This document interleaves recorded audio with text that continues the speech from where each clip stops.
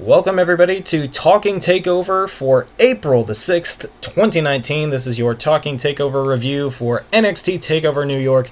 It is WrestleMania weekend and it kicked off with NXT Takeover New York. A great show. 5 matches, all for championships, all gold on the line, and we were guaranteed at the end of the night to have a new NXT champion and the first Triple Crown winner crowned, and indeed we did. An incredible ending and an incredible show overall. I finally got to watch the entire show. I was able to catch the main event after I came home from work last night, and now I get to record the review.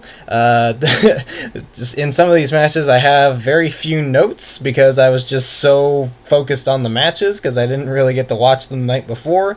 Normally I'll watch the matches twice, once just to enjoy them live and then the other one to get the notes, but I wanted to get this review out very quickly, so some of these notes are very few and far between.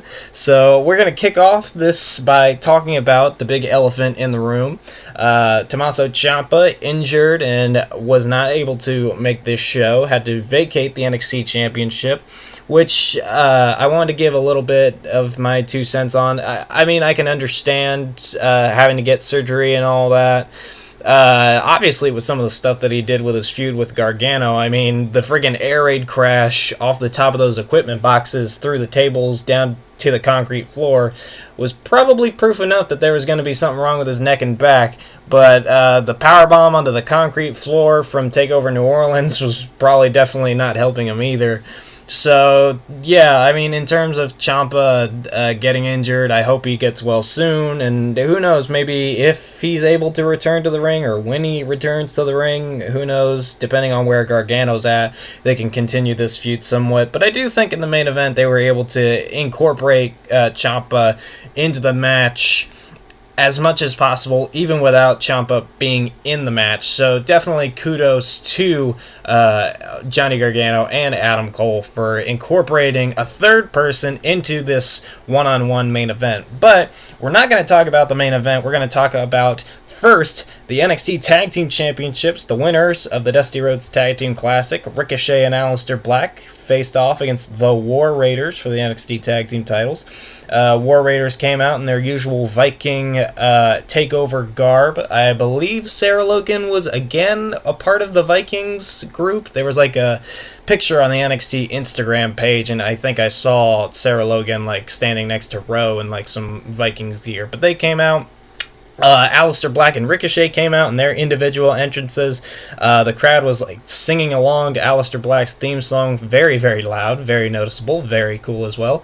You know what else is cool? The fact that on this show, there were no dumb frigging sound effects for Aleister Black and Ricochet. You know Triple H did not like those when they had him on Raw or SmackDown, so he took them out here, and it definitely makes it a hell of a lot better. I don't get why the heck they added those sound effects in. Like, if you're gonna do that for Black and Ricochet, you might as well do it for everybody else. Like, now when Braun Strowman comes out to the ring, like, every time he takes a step, there has to be a sound effect of, like, the ground crunching beneath him, you know, because he's a monster, and when monsters stomp, it makes a sound like that, so you might as well add that in. I don't know, what are some other sound effects that should be added to entrances? Let me know in the comments. But yeah, this crowd was amazing all throughout the night. One of my first notes here, the crowd was amazing, a hell of a lot better than Lafayette, Louisiana, and I have been wanting to say that for a long time. Lafayette, Louisiana did not deserve Ricochet, Aleister Black, Johnny Gargano, and Tommaso Ciampa. Did not deserve it. Such a horrible crowd. This crowd was a hell of a lot better. Thank you, New York, for giving these guys the respect that they deserve. Screw you, Lafayette. Be better next time. But anyways, like I said, there's very few notes that I have for this match and a couple others. But the match starts and we have Ro and Black showing some signs of respect. They like tease some strikes on each other. Throughout the match we have great moments like Ro hits a big knee strike on Aleister Black. Ricochet hits a fall-away slam onto Hansen. Aleister Black tries to do his springboard Meteora but gets caught by a knee strike from Ro. The War Raiders try their pop-up power slam onto Aleister Black, but Black counters into that Meteora. Ricochet and Aleister Black hit some big outside dives, and then Hansen hits a Swanton bomb off the top rope to the outside and takes out everybody. Aleister Black and Ricochet hit a Black Mass and Shooting Star Press for a near fall. Hansen breaks it up. Towards the end of the matchup, Ricochet tries to go for the 630, but Hansen pulls Rowe out of the way, and Ricochet lands hard, which there was some sort of like report earlier today when I woke up saying that Ricochet may have been injured in this match and that he may not be in WrestleMania. No doubt that it could have been from that crash, because that looked painful. I don't think I've ever seen on NXT TV or in general Ricochet missed that 630 and like hit the ground hard like that. I may be mistaken, but it just looked brutal. The War Raiders hit their pop-up power slam on Ricochet, and then Hansen dives onto Aleister Black. They hit the Fallout, and the War Raiders retain the NXT Tag Team titles. Excuse me. After the matchup, both teams show signs of respect to each other. The War Raiders bow to Black and Ricochet, and then Ricochet get a nice send-off from the NXT crowd. And now they're going to either Raw or SmackDown, and who knows, their chances of going to WrestleMania now may be up in the air. Hopefully Ricochet is okay, and we can see them in that four-way tag team title match. If not, if Ricochet is too badly hurt to be in that four-way match, I would see Matt Hardy and Jeff Hardy being inserted in there. I know there was a big dream match people wanted to see between the Usos and the Hardy brothers versus brothers. Let me tell you something, brother. Oh god, I don't want to bring up that freaking person. But yeah, a great opening matchup, kind of predictable outcome. The War Raiders retain. Aleister Black and Ricochet now go to either Raw or SmackDown. Yeah, great opener. I have one good prediction, one right prediction for this show so far, although that's kind of going to fall down towards the end of the show. NXT UK stars Piper Niven and NXT UK Women's Champion Toni Storm were in the crowd next. They were getting ready to watch this incredible matchup between Matt Riddle and the Velveteen Dream for the NXT North American Championship. Matt Riddle came out and his gear was themed more off of like some baseball attire, so it was like white with like some thin black stripes. Velveteen Dream's entrance was very cool. He came out on a raised platform being carried by 4 men, maybe more, I don't know, I just counted 4, and he was dressed as the Statue of Liberty, but I've dubbed it here in my notes, the Statue of Liberdream. I don't know if Liberdream is a word already. It sounds like some kind of knockoff brand of Listerine. Liberdream? I don't know. But it was a very cool entrance. The match starts and we have dueling Bro and Velveteen Dream chants, and then Velveteen Dream kind of pops out the Karate Kid pose. We get some great grappling in between the two, and then Velveteen Dream stomps on Matt Riddle's foot. He takes advantage. Later on in the match, Velveteen Dream tries to dive to the outside for a double axe handle, but Riddle catches him in a German suplex out on the floor, which is very painful. Matt Riddle gets hit with a German suplex of his own by Velveteen Dream, but he shakes it off and is able to come back with a package Fisherman Buster, but only for a 2 count. He hits a GTS, which to this point I did not know this was the name of it for him, but it's a great move. He calls it the Bro to Sleep, which is very cool. He follows up by hitting some yes kicks, some like kneeling kicks onto Velveteen Dream, and then Velveteen Dream starts to Hulk up. He does like Hulk Hogan's like comeback moment stuff. You can tell how much of a gamer I am. I call it a comeback moment. He hits the Macho Man double axe handle to the outside. Back in the ring, he hits a Faymaster, he hits a Codebreaker, he hits a super kick. We get a twisting DDT. We get the Dream Valley Driver. He tries to go for the Purple Rainmaker elbow, but then Matt Riddle catches it in a submission hold. Velveteen Dream's able to counter though, but then Riddle comes back and hits this like leverage, like deadlifting German suplex from the apron to the inside the ring, and friggin' this was on my notes. I literally put in here, this is a move that should be in WWE 2K20, and I put in my notes here, 2K, put this move in the game, because this looks like an awesome move. We already have similar moves of it. We have like a leverage deadlift suplex and then a deadlift I think T-bone suplex or exploder suplex. Definitely put this German suplex in the game. That is an awesome move. It was an awesome move here. Matt Riddle follows that up with like some sort of like twisting moonsault move, but he only gets a 2 count. And then he tries to go for another move. Velveteen Dream counters, but then Riddle counters right back with this like power bomb, and then flips him over and hits a knee strike, and then he tries to lock in the Bro Mission, but Dream is able to like roll him up into this pinfall attempt. It's very interesting, a very weird pinfall attempt, but it's effective because Dream gets the pin, gets the win, retains the NXT North American Championship. Velveteen Dream is your winner, and then after the matchup, Dream and Matt Riddle have this nice little fist bump moment. More respect being shown here tonight. It was very cool. I enjoyed this matchup. It was very great. Following this matchup, we had a nice little video of William Regal and Triple H with new NXT signee Kushida from former NXT or New Japan Pro Wrestling. I never really knew that much about Kushida. I knew he sort of had this like Back to the Future gimmick. That's pretty much all I knew about him, but I'm excited to see more of him in NXT. It's kind of the same way of Ricochet. I have heard of Ricochet before he came to NXT, but I have never really seen a lot of him before NXT, and now that he was in NXT and now on either Raw or SmackDown, I think he's great.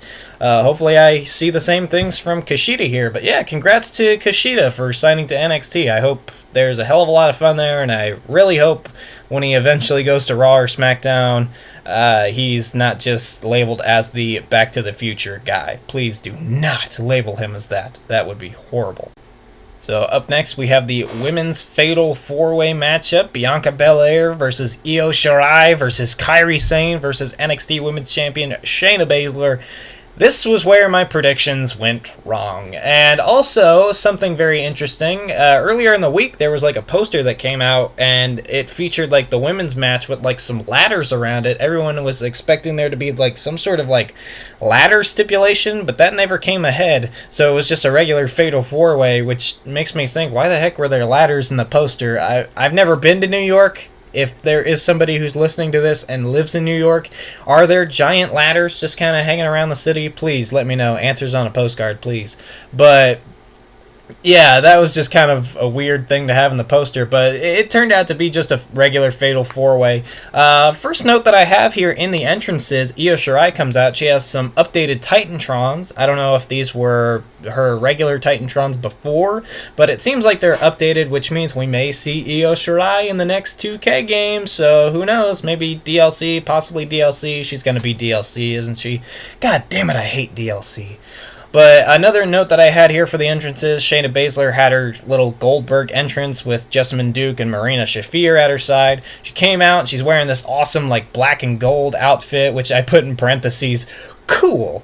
But at the start of the matchup, Bianca Belair and Shayna Baszler throw out Io Shirai and Kairi Sane. They start brawling, and then Baszler gets thrown out of the ring, and Belair, Kairi, and Io are in the ring. Belair, I believe, blows a kiss to Kairi. Kairi catches it and looks at Io Shirai. She throws the blown kiss to Io, who uses a fake baseball bat to knock it out of the park.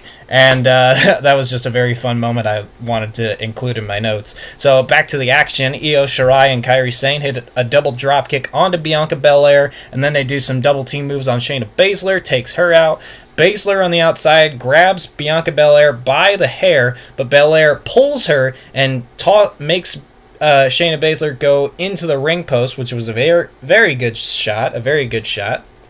Back in the ring, Shayna Baszler has Bianca Belair choking her out by hanging her like over the top rope. But this turns into a good Tower of Doom spot, including all the women. There was another great match moment here. Io Shirai hits like a pop-up maneuver onto Kairi Sane over the top rope, and Kairi hits an elbow onto Baszler and Belair, who were on the outside. Back in the ring, Bianca Belair cleans out the ring and is stuck in the submission hold of Shayna Baszler, but is able to break out and hit the KOD for only a 2 count. Io Shirai breaks up the pinfall. Io Shirai hits a moonsault and nearly gets the pinfall, but Kairi Sane breaks it up. Kairi Sane hits the inside elbow, but then Io Shirai breaks it up. And then Io Shirai and Kairi in the ring are battling, and Kairi tries to go for the elbow drop on Io, but then Belair hits her with the hair whip on the top rope, and that gets Io and Kairi Sane on her shoulders for a double KOD. But then the match ends by Shayna Baszler running in after this and putting Bianca Belair in the clutch. And I watched this back a couple of times because it doesn't really look like Bianca Belair taps out. It kind of just looks like she's like flailing her arms around. But I mean, the referee's decision is final, and the match is awarded to Shayna Baszler. Shayna Baszler retains the NXT Women's Championship. The only prediction I got wrong on this show, I really thought they were going to have Shayna Baszler go to either Raw or SmackDown, probably Raw. But yeah, it's interesting. It just kind of makes me think, like, why the heck take the championship off of Shayna Baszler and put it on Kairi Sane then, and then just have Baszler win it back at Evolution? That was just kind of weird. But, I mean, granted, Baszler's great. I think she's doing great things. Now, we just need on NXT TV for Baszler to do an open challenge, have Mia Yim come out, answer the open challenge, beat Shayna Baszler in a squash match. Mia Yim wins the NXT Women's Championship. I'm a big fan of Mia Yim. She's a great person, great wrestler. I just want her to win the NXT Women's Championship already, very quickly. But yeah, I have no problem with Shayna Baszler coming out the winner and still the NXT Women's Champion. So this is it, the main event to NXT Takeover New York. It is Johnny Gargano versus Adam Cole in a 2 out of 3 falls match for the NXT Championship, the vacant NXT Championship that had to be vacated by Tommaso Ciampa due to his injuries. It was kind of bittersweet for this not to have Tommaso Ciampa in it, but as you're going to hear here, they did a good job incorporating him into this matchup. My first notes for this matchup, as Johnny Gargano came out to the ring, he was dressed as Iron Man. Obviously, you guys know that Gargano, when he comes out to these takeover events, he has these awesome comic book inspired outfits. I believe the last time was WrestleMania weekend, and he came out dressed up as like Dark Phoenix, and now he's coming out dressed as Iron Man, and it was awesome. It was very cool, and I got to watch this match live, and I was with my brother, and as soon as I saw him dressed up as Iron Man, I looked at my brother, and I was like, oh, we're in the end game now. And indeed we were. I don't really have that many notes for the first 2 falls. They were good falls. We had a lot of good moments in them, a lot of good super kicks and stuff. We had an air raid crash from the top rope at one point, but it wasn't until like the 3rd and final fall that we had like some of the good stuff. The first fall came when Adam Cole hit a sudden last shot to the back of the head of Gargano, so Adam Cole won the first fall, and then the second fall came when Gargano got Cole in the Gargano escape, and Adam Cole tapped out very quickly, which is very smart, especially for a bad guy like that. You want to conserve your energy, so he tapped out almost immediately, and then the announcers announced that it would be the 3rd and final fall, sudden death for the NXT Championship, and Johnny Gargano at this point, he had a cut over his eye, and this may just be me reading into things here, but he had a cut over the same eye that Ciampa had when Ciampa's eye swole shut at NXT Takeover New Orleans, which was just kind of a moment that I kind of just snuck in there myself. But there was a lot of great stuff in this matchup. Adam Cole hit a pump kick or a brogue kick, and then Gargano came off the ropes with a discus clothesline, and then Cole hit a kneecap brainbuster, and then there was a point where Cole tried to go for the Panama Sunrise. He was on the middle rope. Gargano caught him, hit a lawn dart into the corner, and then a full Nelson flatliner for a 2 count. There was a double super kick spot to the back of both men's head, and both men went down. Cole hit a super kick on Gargano that sounded like a gunshot as well. He bounced off the ropes, and Gargano got hit with a straitjacket German suplex by Adam Cole. And then on the outside, Adam Cole hit Gargano with like a wheelbarrow German suplex into the edge of the ring apron, into the LED board, which was very hard hitting. And then Cole sends him back into the ring, and this was the first sign of Ciampa in this matchup. So Cole throws Gargano into the ring, and as Cole is getting up onto the apron to go back into the ring, Gargano springs up and hits him with that Ciampa like DDT through the ropes, and then he immediately follows up with a slingshot DDT through over the top rope for only a 2 count, which is a great way to incorporate him into the match, even without him being there.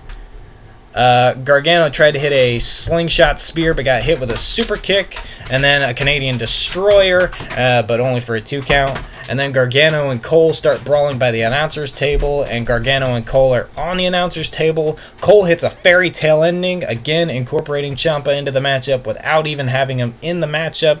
And then Gargano nearly makes it back into the ring before the 10 count, and then Cole immediately hits him with a DIY super kick, but only for a 2 count, which was another great fall. I thought that might have been it. He tried to go for the last shot, but Gargano countered it into the Gargano escape, and this is where the Undisputed Era got involved. Strong got up on the apron and started distracting the referees. He started waving his hand. He took his tits out. No, I'm just kidding. That's not what happened. He did distract the referee, though, and as Strong's distracting the referee on one side, Cole and Fish and O'Reilly are on the other side, and Kyle O'Reilly rakes at Gargano's eyes, and then Cole shoves Gargano into the referee, so there's a ref bump. Fish and O'Reilly get in the ring and hit the high-low on Gargano and get the referee back in the ring, and Cole makes the cover. 1, 2, and a kick out. Gargano kicks out. I thought that was another great fall. As soon as I saw the Undisputed Era get involved and do that high-low move, I thought Cole might have won there. Oh my god, it was amazing. And then Gargano tosses Cole over the top rope onto the rest of Undisputed Era, and then Gargano takes out Strong, Fish, and O'Reilly on the outside, goes back into the ring. Adam Cole hits a super kick to the front of the head, and then the back of the head, and hits a last shot. 1, 2, and a kick out. Another amazing near fall. I thought Cole might have won it there. There was a lot of near falls towards the end of this matchup that I thought could have been the end for Johnny Gargano, but the finish came after that, when Cole tried to go for another Gargano escape. Gargano ducked it and immediately got Cole into the Gargano escape. Cole tried to grab the rope, and Gargano rolls through and gets him into the center of the ring, and Cole taps out. Winner and new NXT champion, finally, Johnny Gargano. This whole story, I think, has been like building for 3 years. Maybe even more, since like the Cruiserweight Classic, or if you want to include like the Dusty Rhodes Tag Team Classic stuff. 3+ years this whole story's been going on. It was amazing, it was awesome, but it was also, like I said, bittersweet that it wasn't Ciampa that he won it from. But hey, still awesome nonetheless. Gargano is the new NXT champion, and it was amazing to see him with the championship. After the matchup, Candice LeRae came out to celebrate. She has some new hair. I don't know if she's had that for a little while, but she had like some purple highlights in her hair. And then Gargano goes to celebrate with his family. He tries to stand on like one of those like fold-away chairs. It seems like he broke it. So, yeah, be careful with Gargano around your chairs. And then they're celebrating on the stage. The copyright logo comes up. And as soon as I saw that copyright logo, I was like, do not trust the copyright logo. Never trust the copyright logo. And I was proven right, because on the stage, Tommaso Ciampa came out from behind the stage with like a neck brace on. And Gargano, he like says to the crowd, like, he's right behind me, isn't he? And he like turns, and then they kind of broke kayfabe a little bit, but I'm okay with it because this story deserves this kind of ending.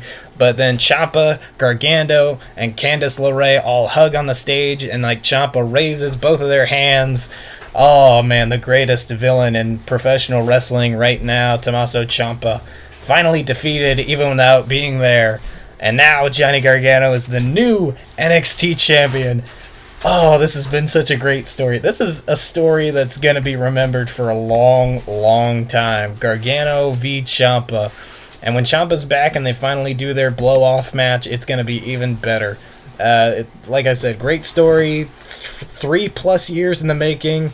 There were some people online saying that this may be the best TakeOver event of all time. And previously, I think I said the best TakeOver event was TakeOver New Orleans, and definitely this match and this TakeOver event all as a whole, I believe, may have tied it. When I do my end of the year matches, like my top 10 takeover matches of 2019, there's definitely going to be a hell of a lot of hard choices, especially just from this card of like what matches are going to be on that list. But I would definitely call it a really great takeover. Only like the first two falls in the main event were kind of crappy, just because like they kind of just came out of nowhere. But it definitely picked up towards the end. Now the question is, so I believe Johnny Gargano is not going to Raw or SmackDown since he's the NXT champion.